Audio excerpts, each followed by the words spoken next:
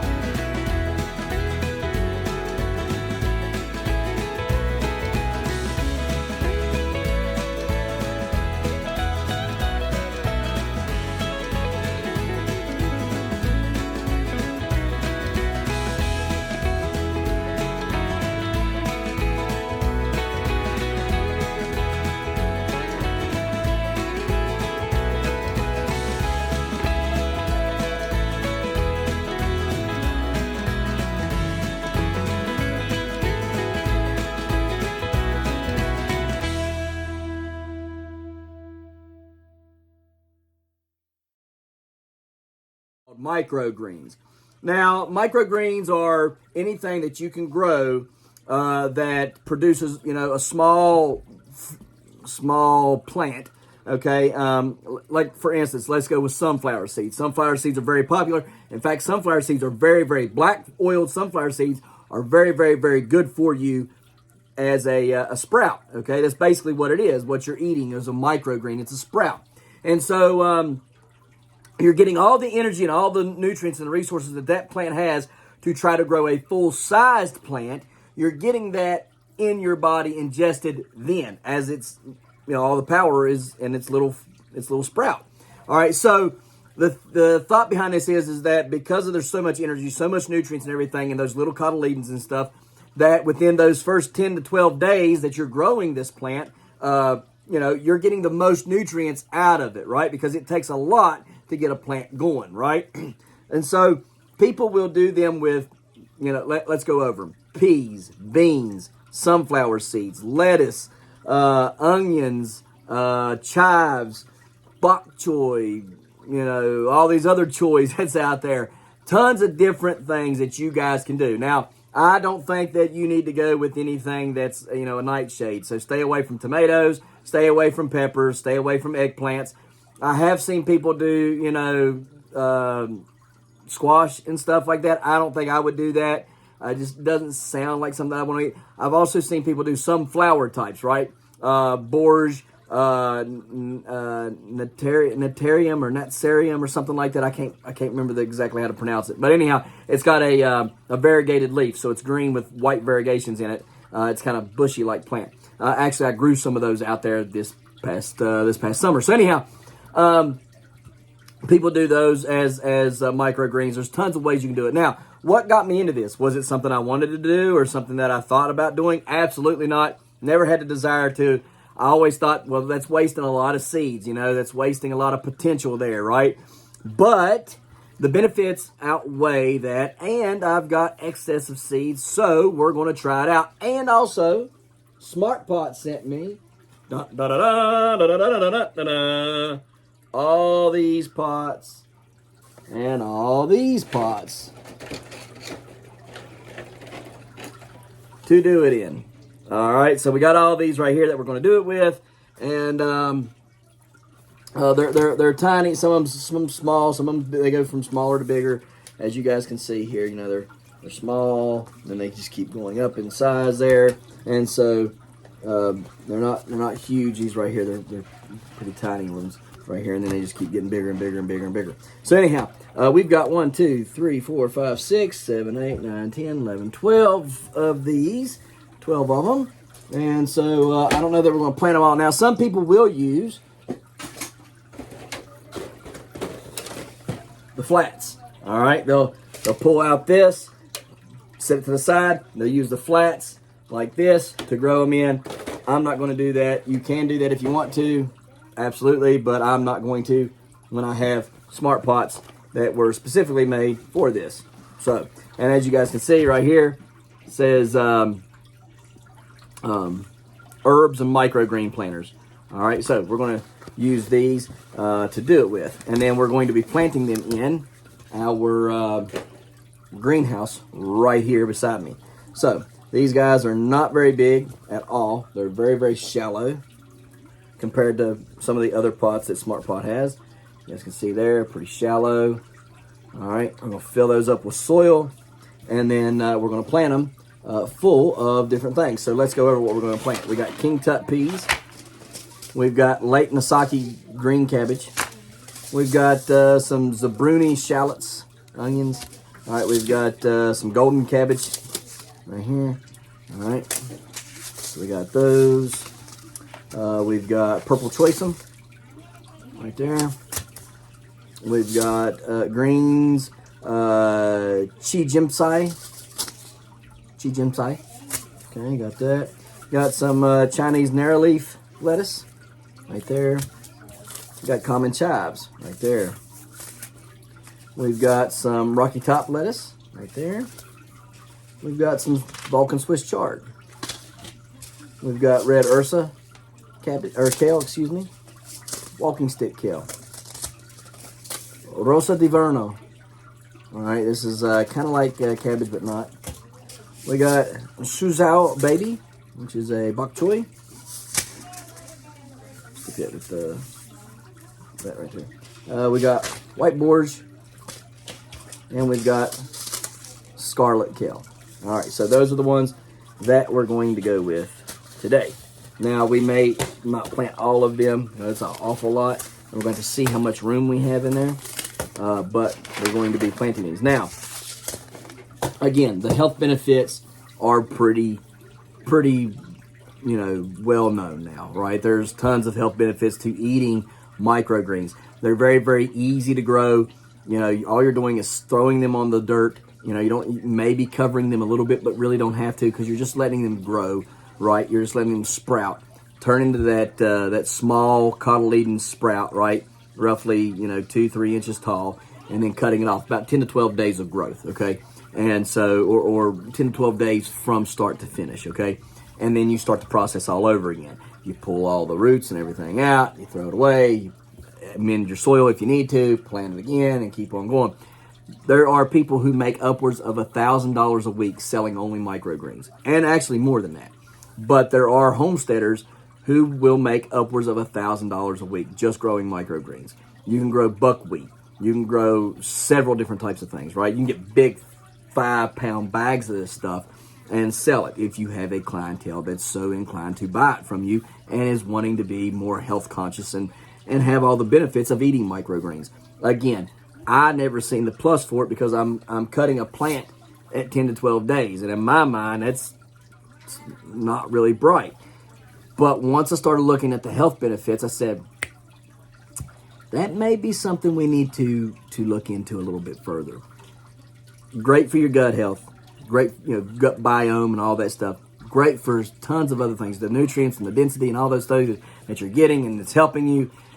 It's a lot, guys. It's a lot. And if you go and you read the research and all the stuff that's on it, it is very persuading to do microgreens, okay? There's still, in my mind, that weighing out of how much is it worth. Yes, I can get food every 10 to 12 days. Well, that's great. But at the same time, there's some other things I'm kind of maybe it would be nice to just have those plants and eat their fruit or vegetable that they grow. So there is some of that goes on in my mind still, and I think that would happen to anybody and everybody because we are who we are. We're just kind of like, I don't know, do I really want to do that? But as you can see here, there's tons of things in here. I can see lots of different sprouts and things that are growing in here, as well as herbs and stuff. And we'll let some of these grow. I won't cut them all back. I may let some of it grow to full-size plants within there, like some of the cabbages and things like that, just to play around, right? But you guys can see all the different things that these guys have got growing in here. I would like to get the basil going. That would be pretty nice, have basil in the wintertime, because basil on a bagel, Man, let me tell you, if you ain't had basil on a bagel, you don't know what you're missing. Basil on a bagel should be a day. There should be a day every year dedicated to bagels and basil on a bagel. That just should be a thing. I mean, if we're going to have Valentine's Day and Christmas and all these other things, and we should have bagel and basil on a bagel day. I mean, we should. A little bit of cream cheese, a little bit of salt, a little bit of pepper, tomato, basil leaf on there. Bon appetite, man. I'm telling you, it's magnifique the way it tastes. So anyhow, enough of me talking. We got our bag of soil here, and let me see here. Go ahead and open this as well. Pull that out. Alrighty then. Old Jim Carrey. Alrighty then. There's one. Side and the patches right now. So I just kind of went and got a thing of potting soil. And that's what we're using right now. It's just a thing of potting soil. Alright, so here's our first two here. Let's see here. Here we go. Alright, now. My hands are filthy. I don't like my hands being dirty. Alright, so.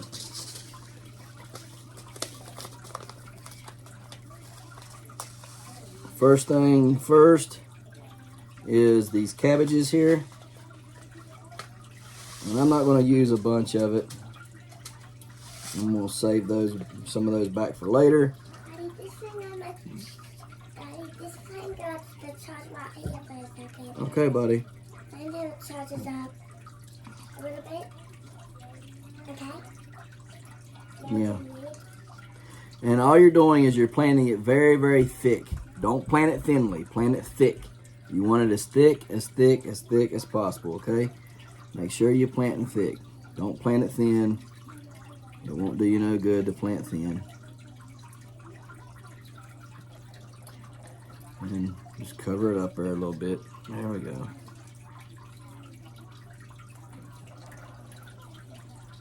Alright. So there's that cabbage. What time is it?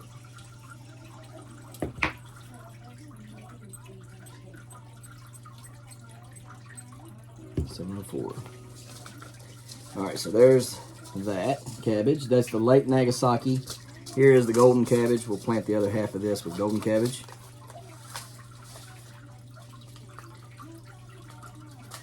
Okay.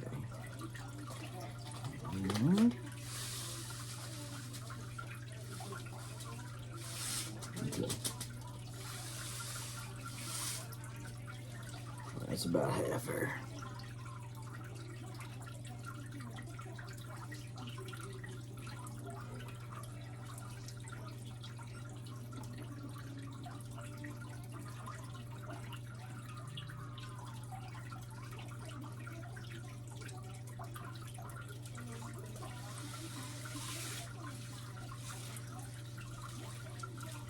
Alright. Nope, there's a couple of them got away from me. Put them in there.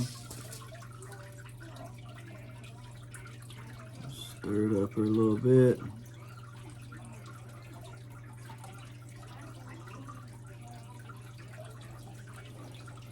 Alright, so there's that one. Now we have this one right here. And this one right here, we're going to plant some peas in here. Wow, a lot of peas in there. We'll kind of put them down in there a little bit.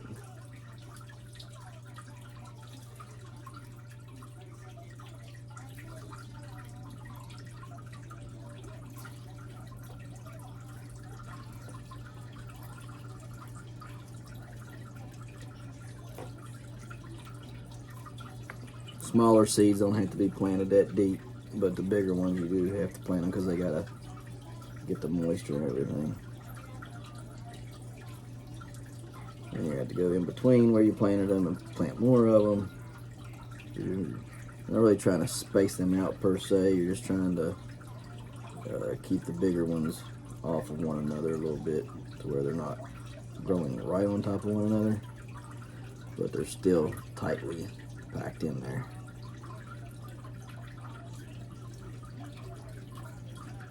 Alright, there we go.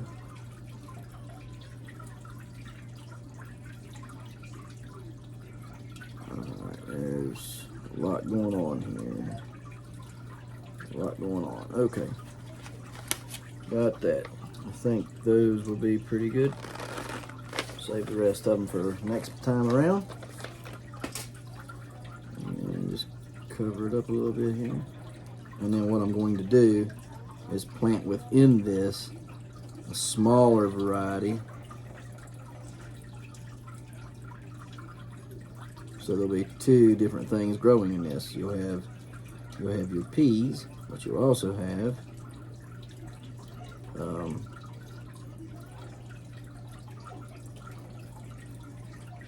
something else growing in it. Alright, so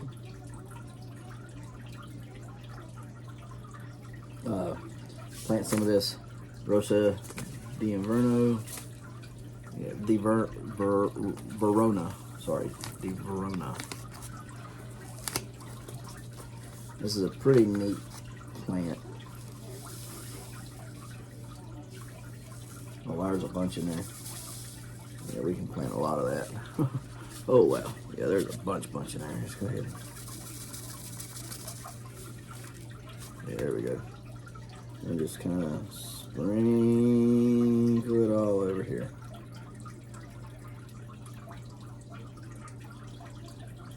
I mean, it's like salt and pepper sprinkling on this stuff. There's a ton of them in there. That's gonna make for a lot of good stuff there.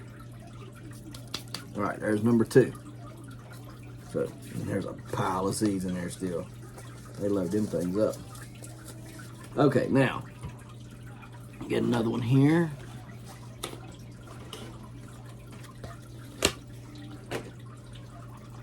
All right, there we go. Woo, we're getting it dirty in here. All right, now this one here, we're gonna plant some of these. These are Borge. Borge is very good. Now we will not use this for microgreens. No. We're going to use this to actually let it flower and grow, so we can use the flowers and things for eating. We're going to eat the flowers off of this. All right, these flowers are very good for you. They're very medicinal, and we like them a lot. So that's what we're going to use this for. Yeah, so there will be no microgreening eating of these seeds here, but they'll get grown nonetheless, and they'll provide us very, very pretty wintertime stuff, as well as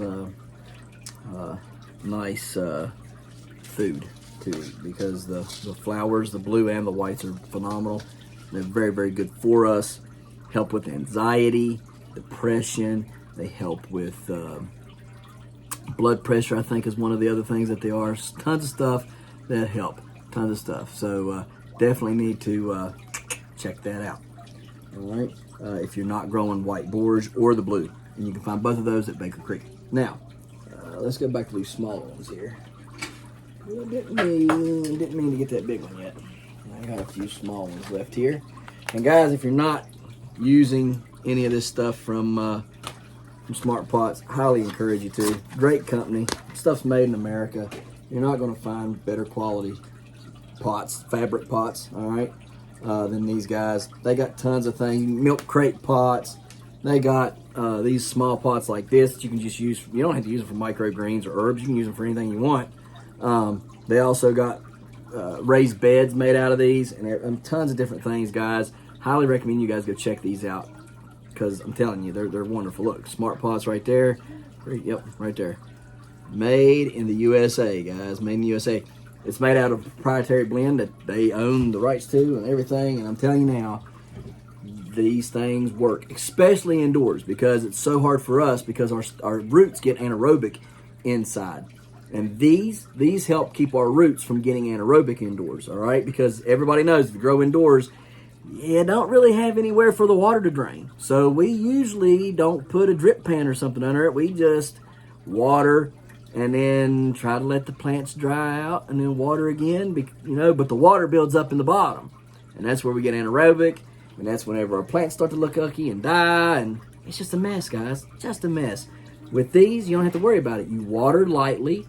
The air, right, is going through and around the roots, keeping them dry but moist at the same time, and you don't get anaerobic and nasty, and the plants do great.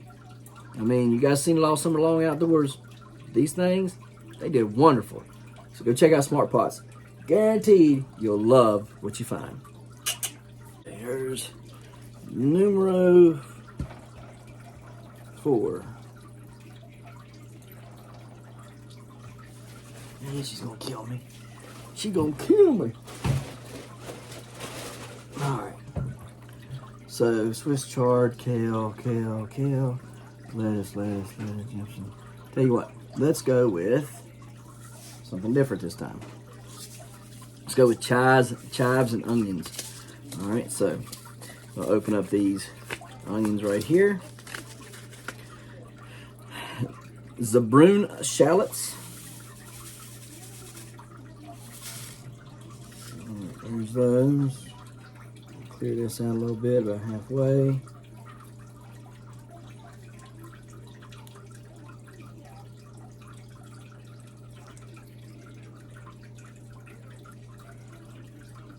All right, there's those right there. Got plenty enough for the next go round. And now some common chives. Uh-oh.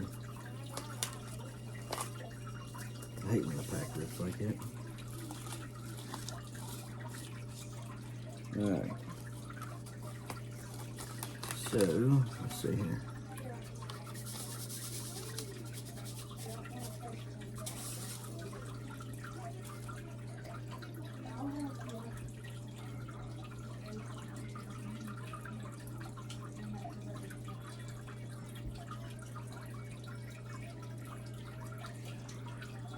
All right, there we go. Save the rest for the next go round. Actually, there we go. Now we'll save the rest. Plenty enough for the next time. Okay. So there's that. Now, guys, we're just going to continue to plant all this stuff. We're going to have a bunch of it. We're going to put it over in the greenhouse. So let me show you what the greenhouse looks like and what it will look like when we're done. Okay, guys, so here is our mini greenhouse. This is from IOSL. You guys see our lights up here. We can adjust those lights if we need to. I don't think we're going to need to. But if they start getting leggy, we will adjust them, all right? You do not want them to get leggy. You want them to be short, stocky. If they start to get leggy, we'll fix that. We'll lower those lights down some, all right? But from left to right, we have our chives and onions. Then our the Rosa di Verona. Then we have our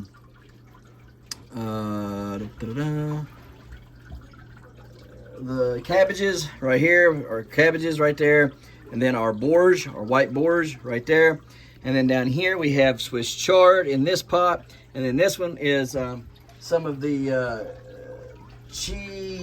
Jimsai and that purple purple stuff. I can't think of the name of it right now. Purple choisum. All right, so purple choisum and that Jisum in there. All right, or Jimsai is in there. All right, so I didn't have enough dirt to do the rest of them, but we will get some more dirt to fill them up, and we will continue to make them. You have 4 pots in every one of them on every level, so probably have another 4 here, 2 more here, and then probably 2 on the bottom, because right now I got that right there growing. That's stuff that you guys have seen on our last video. So anyhow, guys, that is our mini greenhouse. You guys can find it on IOSL on Amazon, and it's a pretty good system. It comes with the rack, the lights, and this plastic that goes around. You just pull this down and zip it up on both sides, and that's all you gotta do. Now, what we will do is we will water this pretty good. The soil was pretty moist to begin with. We'll give it a little bit of water, and we'll just keep on watching and making sure that it's good and watered over the next few days. And we will bring you guys back in the upcoming weeks to show you guys what we got growing on as far as our microgreens goes. So guys, we appreciate you watching, and as always, we'll see you next time right here in the hollers and hills of West Virginia. See y'all. Don't forget to smash that like button. That notification bell. Don't get the Good job. Here you go. You twist. Thank you. Don't get the Don't forget to share. Yep. There you go. Good job. And And subscribe. subscribe.